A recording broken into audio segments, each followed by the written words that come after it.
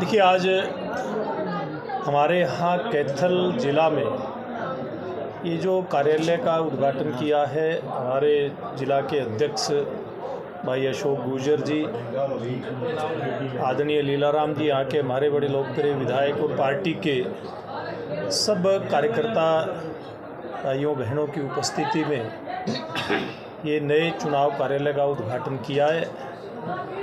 मैं समझता हूँ कि जिस प्रकार के हर्ष और उल्लास के साथ आज पूरे देश के अंदर ये लोकतंत्र का जो महापर्व है इसको मनाया जा रहा है, आज उसी कड़ी में यहाँ आप सब लोग देख रहे हैं, प्रेस के मित्र देख रहे हैं कि किस हर्ष के साथ, उल्लास के साथ, उमंग के साथ इस कार्यालय का उद्घाटन हुआ है, श्री गणेश हुआ है। मैं उम्मीद करता हूँ कि इस कार्यालय के माध्यम से भारतीय जनता पार्टी के सभी कार्यकर्ता मिल करके जो भी कार्यक्रम केंद्र से, प्रदेश से, ज़िले से, विधानसभा से बन कर के आएंगे, उन सब कार्यक्रमों का कार्यकर्ताओं के माध्यम से इस कार्यालय से क्रियान्वयन होगा और निश्चित रूप से जो भारतीय जनता पार्टी के हमारे राष्ट्रीय नेतृत्व ने,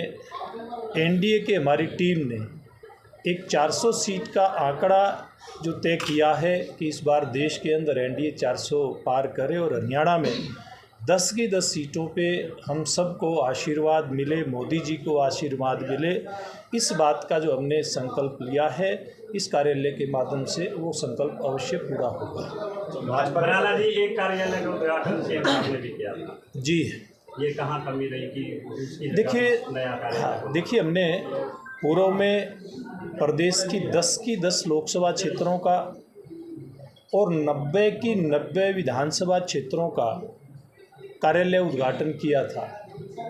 जब कोई सोच भी नहीं सकता था कि इतना जल्दी कोई पार्टी अपना चुनावी अभियान शुरू कर देगी, भारतीय जनता पार्टी ने अपना चुनावी अभियान का श्री गणेश फरवरी महीने से ही कार्यालयों का उद्घाटन करके कर दिया था। कुछ स्थानों के ऊपर कुछ जगह की कंजेशन के वजह से, भीड़ भाड़ की वजह से बदलाव हुआ है।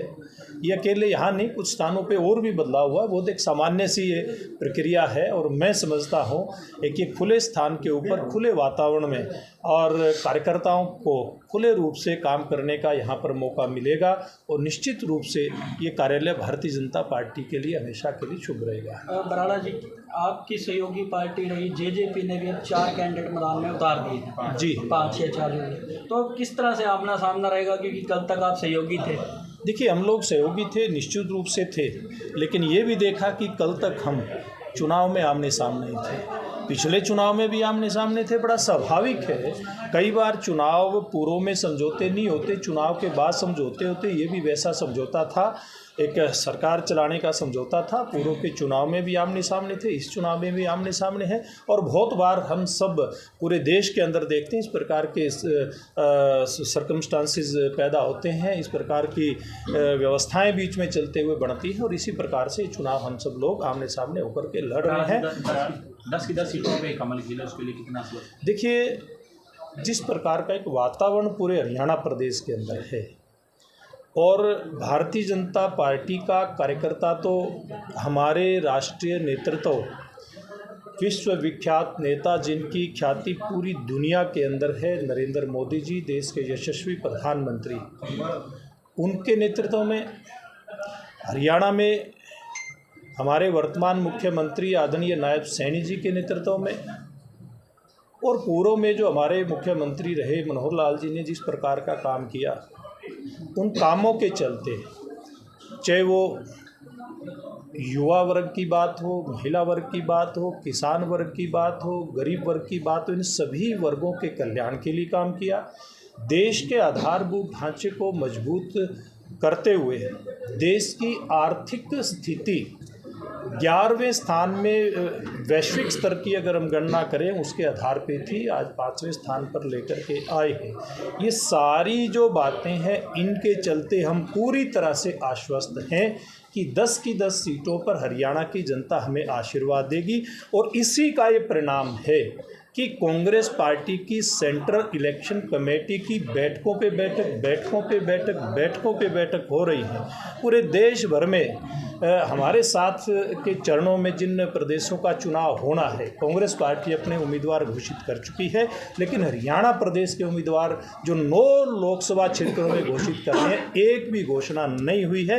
ये दोनों बातें दर्शाती हैं, ये कांग्रेस का घबराना, कांग्रेस का डरना, कांग्रेस का बैकफुट पर जाना और भारतीय जनता पार्टी को देश की जनता का आशीर्वाद मिलना, हरियाणा की जनता का आशीर्वाद मिलना, ये दिखाता है कि 10 की 10 सीटों पे आशीर्वाद हम लोगों को मिला। पहले चरण के चुनाव हो चुके हैं और अगर वोटिंग की बात करो तो वोटिंग परसेंटेज बहुत कम है, कितने हैं उस पर? देखिए, वोटिंग परसेंटेज कम नहीं होना चाहिए एक सुदृढ़ लोकतांत्रिक व्यवस्था के चलते, लेकिन हमने देखा है कि पूर्व में भी, प्रदेशों के अंदर भी और पूरे देश के अंदर भी, कभी पूरे देश में वोट प्रतिशत बढ़ता है और कभी थोड़ा सा नीचे भी आता है। एक सामान्य प्रक्रिया है ये। जनता कई बार थोड़ा सा स्थिरता दिखाती है, लेकिन मैं एक बात कहता हूँ कि भारतीय जनता पार्टी को आशीर्वाद पूर्व से ज़्यादा इस चुनाव में पूरे देश भर के कोने कोने से मिलने वाला है। सवाल ये है कि अभी जैसे यहाँ पर जिंदल साहब का भी आना था लोकसभा कार्यालय का उद्घाटन, तो कहाँ रह गई, क्या कहाँ? नहीं, मेरी जानकारी तो ऐसी नहीं जी, आज के मुख्य अतिथि हमारे राज्यसभा सांसद सुभाष बराड़ा जी ही हैं और 4 बजे उनके कार्यक्रम शहर में है। और मेरी भी बात हुई सुबह नवीन जिंदल जी से, उनका कोई कार्यक्रम नहीं था क्षेत्र के। आप 10 की 10 सीटें जीतने का दावा कर रहे हैं, प्रयास भी कर रहे हैं, लेकिन बहुत जगह आपके भाजपा प्रत्याशियों को विरोध का सामना करना पड़ रहा है। चाहे वो देखिए, यही तो लोकतंत्र की खासियत है कि जहाँ सम्मान होता है वहाँ इस प्रकार के प्रदर्शन भी देखने को मिलते हैं।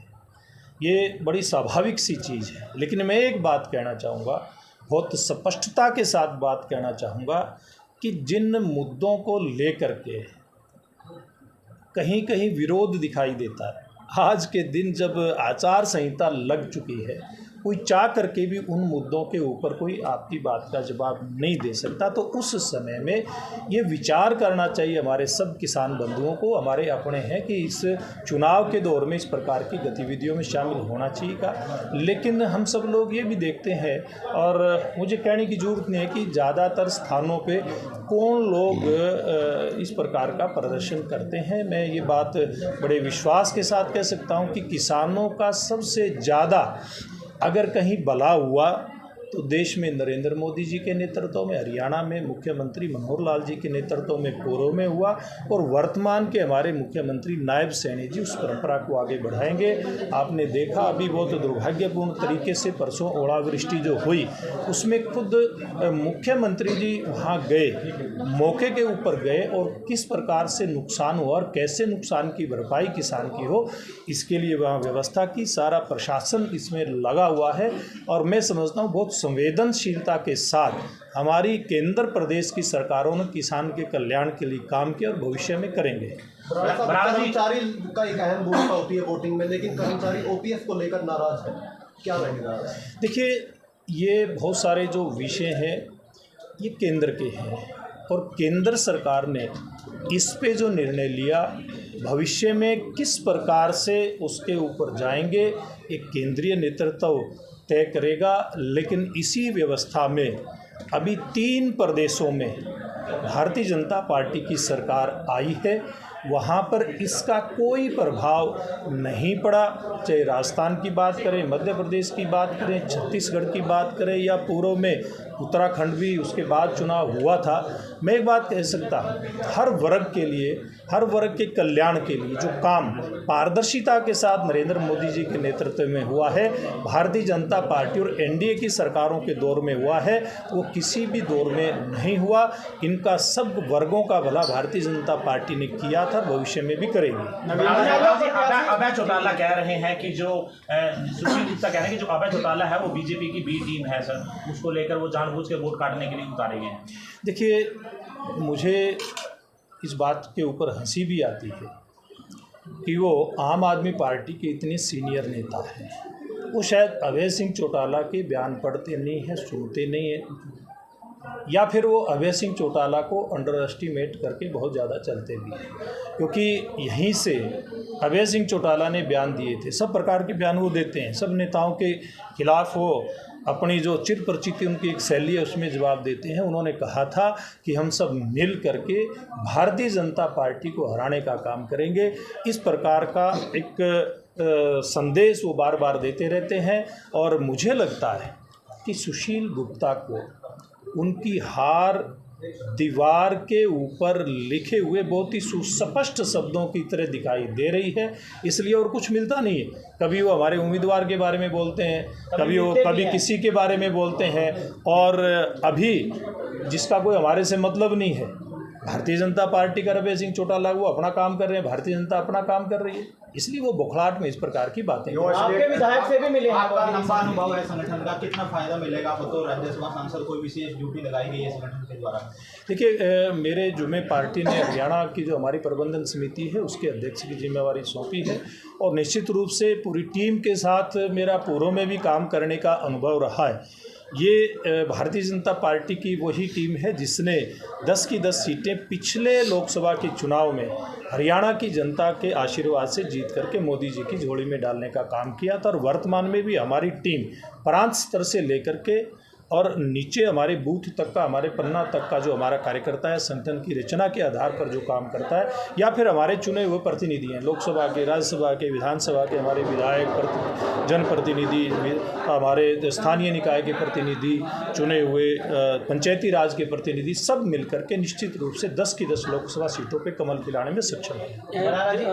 अभय चौटाला आप ही के विधायक लीलाराम जी से मिले, उसके राजनीतिक मायने निकाले गए। देखिए लीलाराम जी बहुत मजबूत, आज से नहीं, मैं इनके जीवन को देखता आया हूँ। ये छात्र जीवन से ही बड़े बेबाक तरीके से काम करते आए हैं, बड़े स्पष्ट तरीके से काम करते आए, और भारतीय जनता पार्टी के विधायक के नाते, एक मजबूत नेता के नाते अपनी भूमिका हमेशा से निभाते आए हैं। कई बार शिष्टाचार के चलते मुलाकातें होती हैं, ये बड़े बड़े नेताओं की हो जाती हैं। ये तो लीलाराम जी की तो बात है। चौधरी वीरेंद्र सिंह कह रहे हैं मैं राजनीति का अच्छा जोशी हूँ, भाजपा का समय जा रहा है, इंडिया गठबंधन का आ रहा है। देखिए, ज्योतिष हमारे देश की एक विधा है।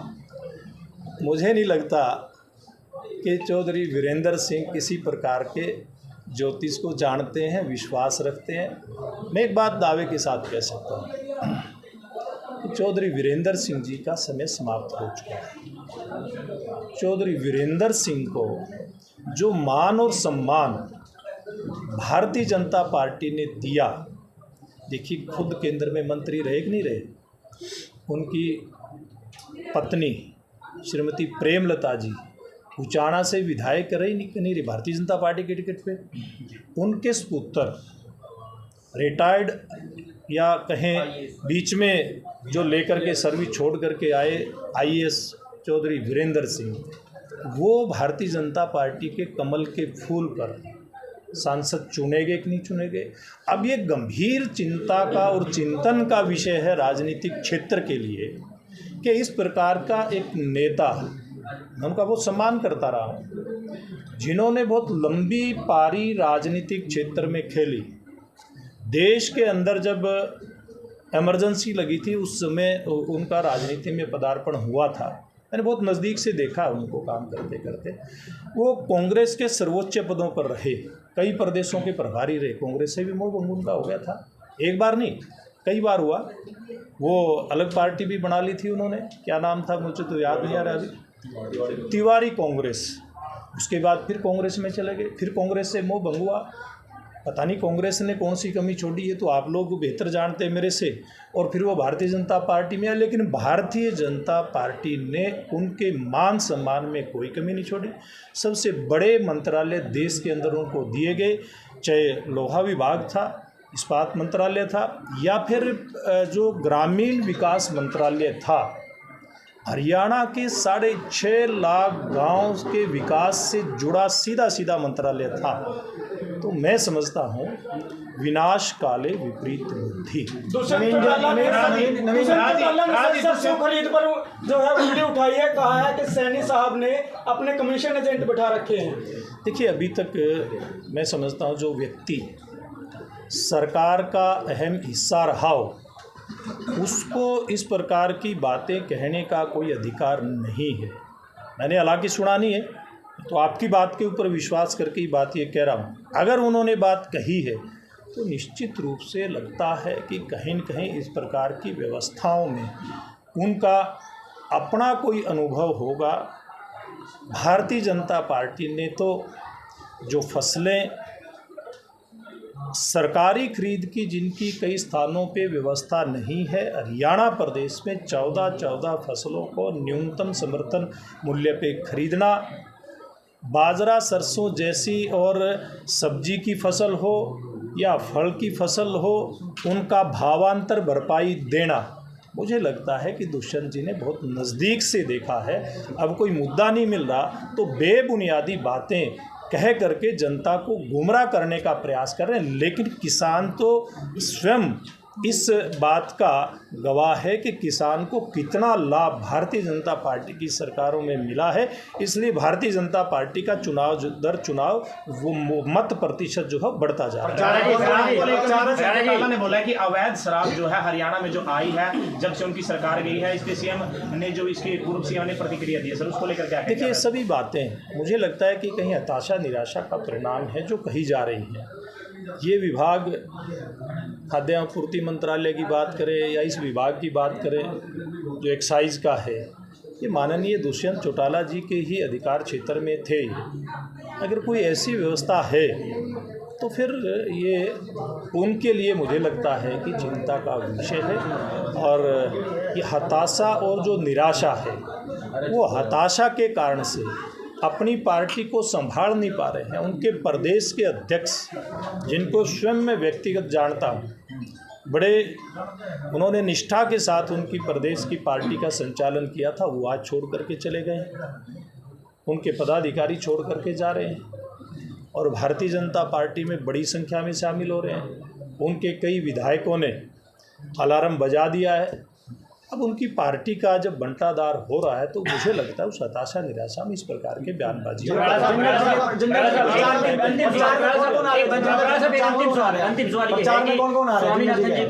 स्वामीनाथन जी को भारत रत्न दिया जा रहा है, लेकिन उनकी रिपोर्ट को लागू नहीं किया जा रहा है। देखिए, ये एक अध्ययन का विषय है।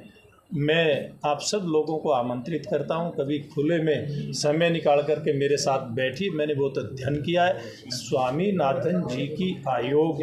स्वामीनाथन आयोग की जो रिपोर्ट थी, अगर उसके सबसे ज़्यादा बिंदुओं के ऊपर काम किया है तो भारतीय जनता पार्टी की सरकार ने मोदी जी के नेतृत्व में काम किया है। इसीलिए तो मोदी जी ने साहस किया है कि डॉक्टर स्वामीनाथन को भारत रत्न दिया जाए। मैं इसका स्वागत करता हूँ।